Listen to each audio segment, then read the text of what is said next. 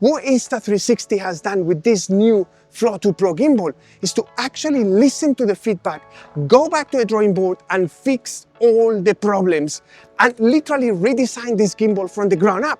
I mean, this is literally a totally different gimbal than the original, and dare I say, the best portable smartphone gimbal in the market today. Finally waking up inside a void where I can hear the noise of someone similar to you. I'm still a little tired, but I can try to muster up a kind of style that in a way would calm the room.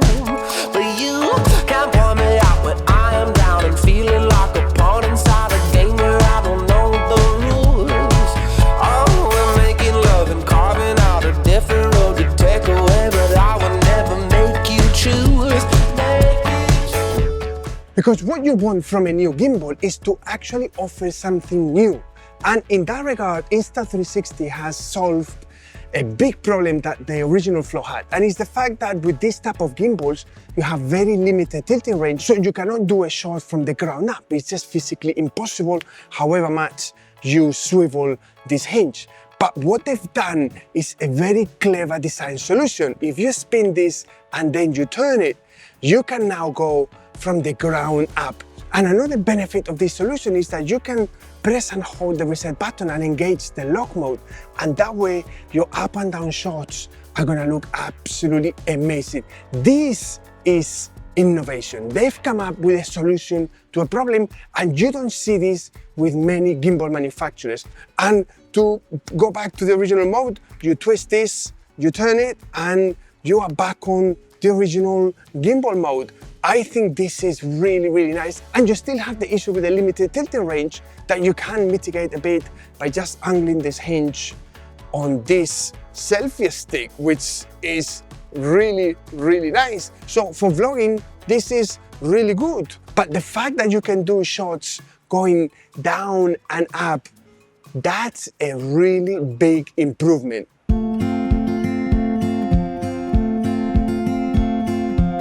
And ultimately, what you want from a portable gimbal is that it opens and folds quick and easy. And in that regard, this is, in my opinion, an improvement from the original Flow. I genuinely love the fact that it's so quick and easy to fold away, and you can put that away in your pocket and off you go. And one thing that is a big improvement is the redesign of the buttons and the joystick. This is a lot better now. There is no possibility of missing the mark. The buttons work really well. The switching between modes, it's very, very good. I mean, it's a very simple design, but it's very effective. And the joystick sits nicely within the buttons so that there is no risk of accidentally moving or touching it. And one thing that I genuinely like is the fact that now you have this built-in fit, that they are genuinely useful. I mean, this is a big improvement compared to the original flimsy fit. And yes, it's not as stable as if you use proper gimbal fit, but on a pinch, on a rush, these are really, really good. You also get this mirror at the back of the actual support arm, which is really helpful when you do some kind of vlogging, so that you're not just going blind. And although it's not gonna give you an exact preview of what your phone is recording, but at least you got some reference of what it is that you're actually recording. And it goes without saying that the selfie stick is really helpful, especially when you do any kind of vlogging, because you can be at a distance and get your shot. Another thing that is really great is that unless you do some extreme camera angle, even if you film on the ultra-wide lens at 30mm, you're not gonna see the rear of the gimbal as you did on the previous Flow gimbals. That obviously you can help if you move the phone up and down on the magnetic mount. Because what is great about this clamp-on mount is that if you add any lenses or filters, you can shift it up and down, whereas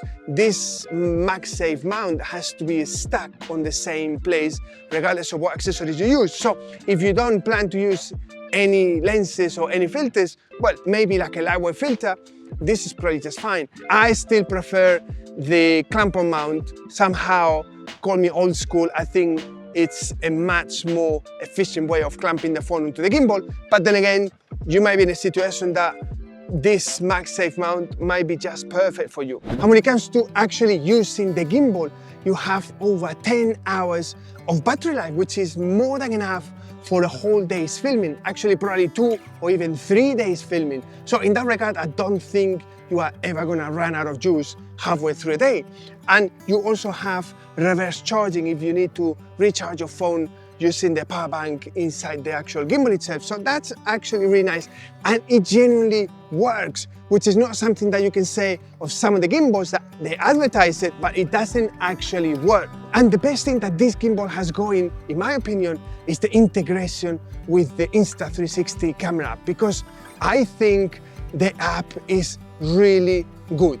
And I know from them that they are soon gonna be implementing Apple Log within the app itself. So that's gonna give you the best quality that you can get out of an iPhone. And you have all the features that you could possibly imagine. You can go full auto, you can do manual, you have all these advanced features. And when it comes to the traditional ones, you have your time lapse, you have your hyperlapse, and you have all these dolly zoom effects.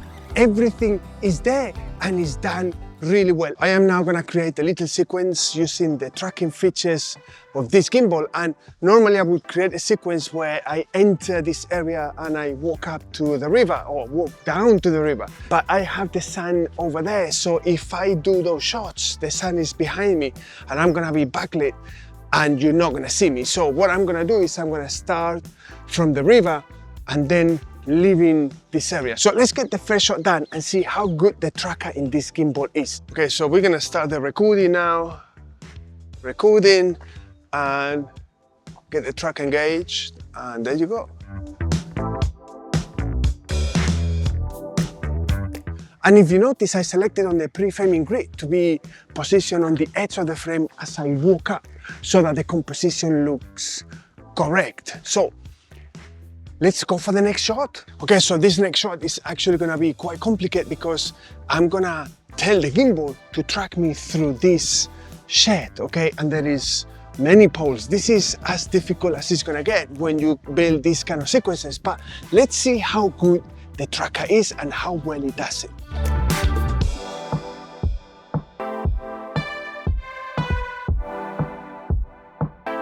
I'm gonna try to do a couple of tries to see if I can get it better, but I might have to change the shot. I might just be pushing it a little bit too much.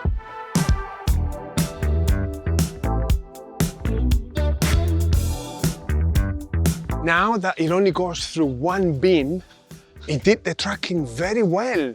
So I think as long as you don't overload it, as long as you don't do anything too crazy, this is a really good tracking. Okay, so we start tracking, we start recording, and we start tracking.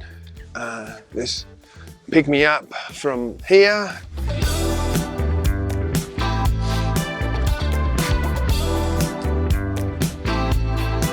I'm gonna do another shot where I'm in the middle in case that it looks a bit off. And now it's tracking me, and let's do this shot now. This is a bit of a difficult shot because it's a shot that you want to start on one side of the frame as I walk up this little hill, but then I want to be in the middle of the frame. So this is something that I wish these tracking gimbals could do better, this transition between the two different types of shots.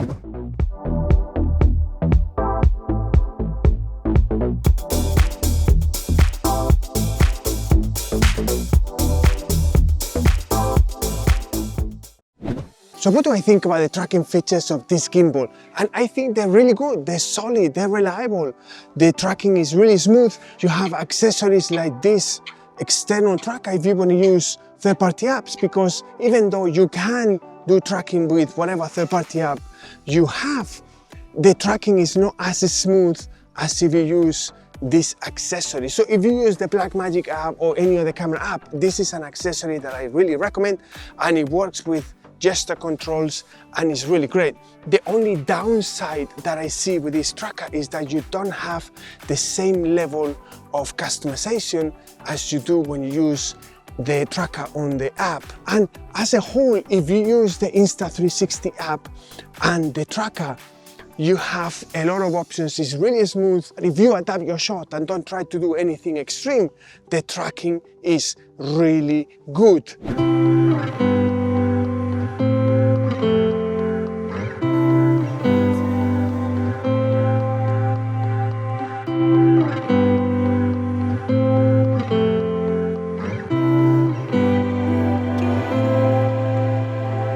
What are the areas that Insta360 has room for improvement? And the first one is to do with the actual tracking and how it integrates with the phone and the gimbal, because the tracking is actually really good. But unless you have an Apple Watch or a second phone, you have no way of knowing what it is that you're doing. And the same applies if you try to engage the Pro Framing Grid with external accessory. You have no way of doing that. There is no real way of adjusting your frame and composition unless you have an Apple Watch or a second phone that you can then use as remote, as you do with Filmic Pro Remote. I mean, a second phone could cost you anywhere between $1,000 to $1,500 or more. And an Apple Watch, it could be the best part of $300, $400, $500 or more, again, depending on which model you go for. So if Insta360 could give us a small little remote control that could be $15, $20, that would then make this gimbal even more appealing because anybody can use the tracking reliable. I genuinely love the green light that tells you when the tracker is engaged. But one thing that I miss is that once you gesture to start recording, there is no way of knowing that you are genuinely recording. You know that the gimbal is tracking you because you got the light on, but there is no other light or visual cue that tells you that yes, you are genuinely recording, and that's a bit scary if you're trying to do something that you are not in a position to redo again. And it goes without saying that having a higher payload would be something amazing for this kind of gimbal. Whether that's even possible still on this portable design, that's something that I don't know. It's nice that they give you the ability to have a preview on an Apple Watch or a second smartphone, because a lot of the times people genuinely do have a second phone lying about. But not everybody has that, and it would be great if Insta360 can come up with some kind of gadget or device that can either stick to the edge of the phone or have a little screen preview. It could be a small 2 or 3 inch small little preview that you can take with you, and as you frame, you can actually see what it is that you're doing, because once you film with the real lenses, which are the better lenses compared to the selfie one, you have no way of knowing whether you are genuinely framing yourself correctly and with the right composition. This is just my whinging because this is such a great gimbal that one only wishes that it could be that much better.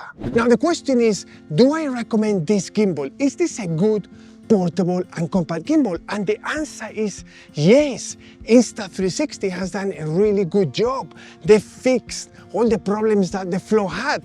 I love the fact that you can go up and down with it. I mean, that you can do this kind of shots with no restriction of movement.